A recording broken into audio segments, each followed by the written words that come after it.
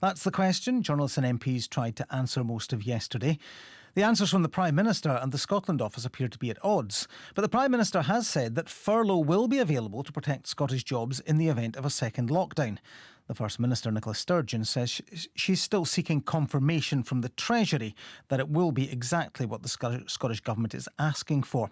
Well, let's speak to the Finance Secretary, Kate Forbes. Good morning to you. Good morning. Have you had those reassurances? Not yet.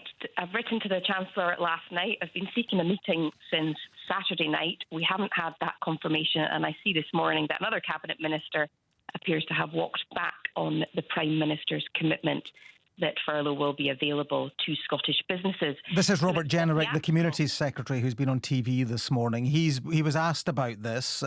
Will Scotland still get the furlough scheme if if there's a lockdown in Scotland after the 2nd of December? He said that's a decision the Chancellor will have to make at the time.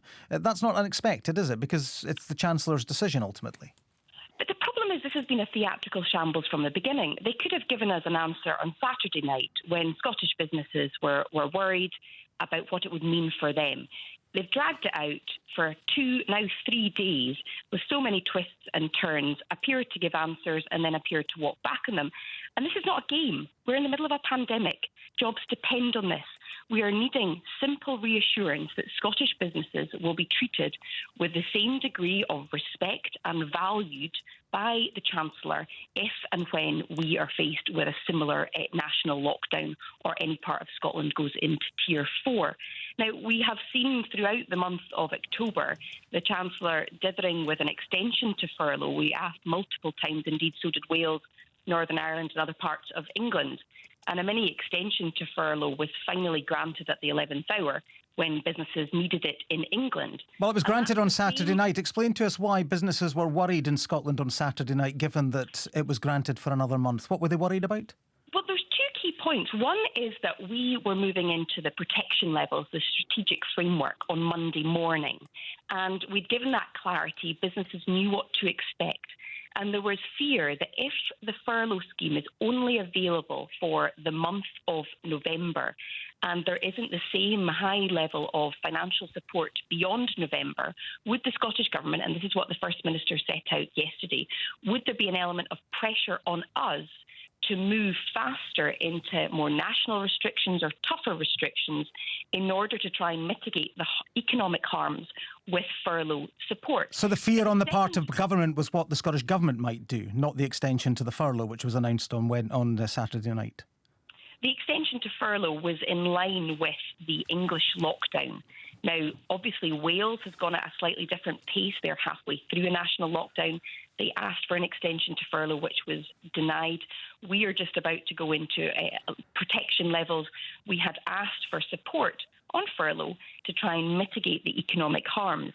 And if furlough is available just for the month of November, the question that the First Minister posed yesterday is that if we're trying to mitigate the economic harms this month, and this month alone, would there be pressure then to go into tougher measures now?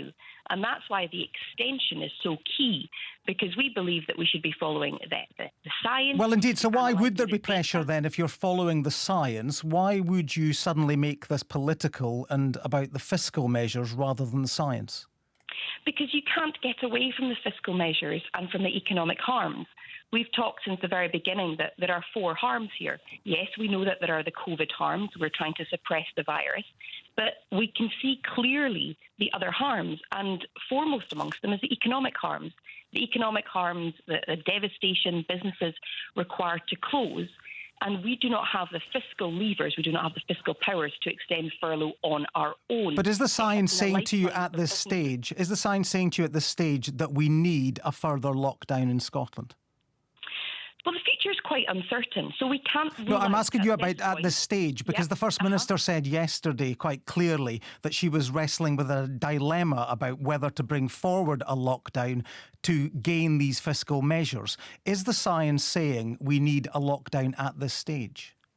Well, I think it's saying that the measures that were put in place during October have had an impact, but the virus is still with us.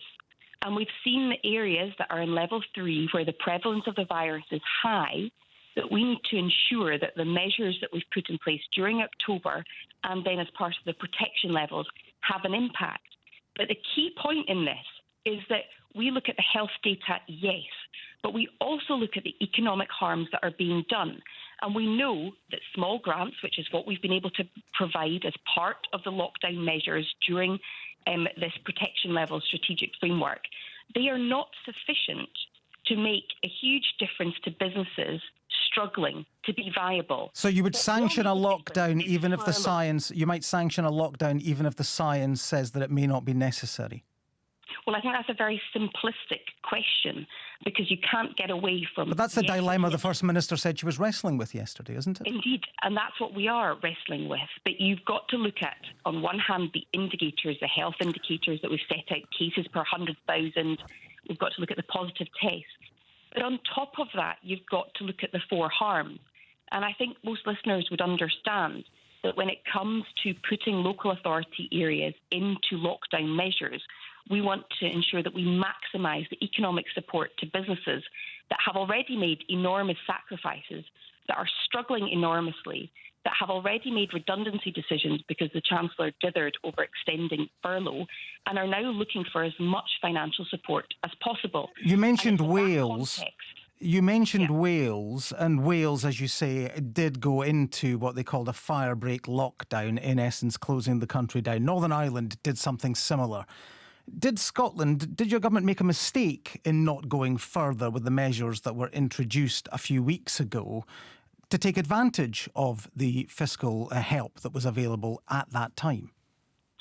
Well, we have got to weigh up, as I've said throughout this interview, we've got to weigh up what we're seeing on the health side and on the economic side. And if you recall, back during September, when the first measures around household visiting was put in place and then into October break restrictions, the First Minister was clear at that point that we were asking the UK government for additional financial support. Now, I don't want to... But the furlough scheme was still there at that point. You could have taken advantage of that, couldn't you, and gone further like Wales and Northern Ireland?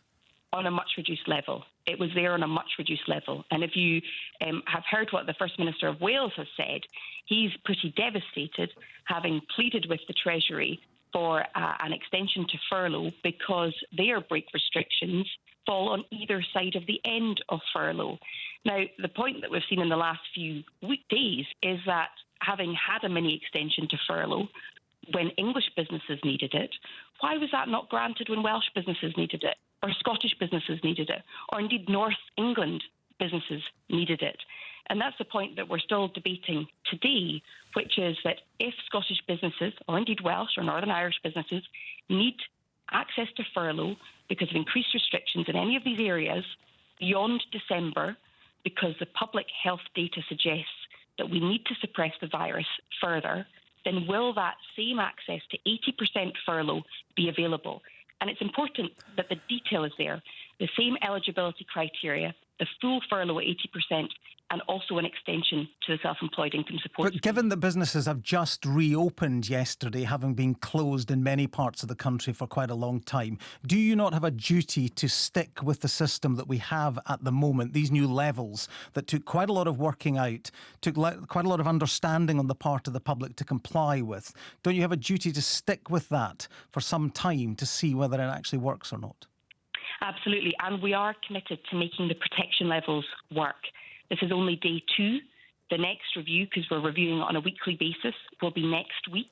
So we will be analysing the data that's coming through and making decisions on that basis. So that dilemma yesterday that the First Minister talked about isn't really much of a dilemma at this stage because you're sticking with the levels. It's a huge dilemma. But you're sticking with the levels you've just said. We're sticking with the levels, but as I said earlier, we know that the future is uncertain. We know that we can't rule out a move to level 4 for all or part of the country at some point. And if the furlough scheme, as the Prime Minister appeared to say it would be, can be extended beyond December for Scottish businesses, then that makes it a lot easier to make that decision. What we've seen, though, is a lack of clarity and confirmation of the detail. Any business in this country, you ask any business in this country and they will tell you that 80% furlough makes all the difference to their future. We are grappling with an economic crisis, with the likelihood of unemployment rising, GDP falling. we need to do everything within our power to protect the economy and protect our communities. Thank you very much for your time this morning. That's the Finance Secretary, Kate Forbes. Time now 16 minutes past.